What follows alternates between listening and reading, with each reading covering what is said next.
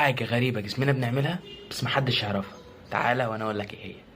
اول حاجة جسمنا واحنا نايمين مش بيرتاح، بل بالعكس بيحاول ينسى الحاجات اللي حصلت طول اليوم، الحاجات اللي ملهاش لازمة. بس الواضح ان الموقف اللي حصل لك من 2015 جسمك مش عارف ينساه. بس دي برضو مش الحاجة الغريبة.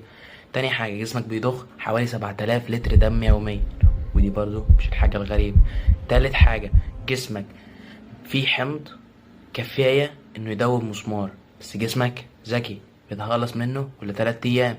الحاجة الغريبة بقى ان الاوعية الدموية بتاع جسم الانسان لو شديناها خط واحد هتبقى حوالي 100,000 كيلو متر.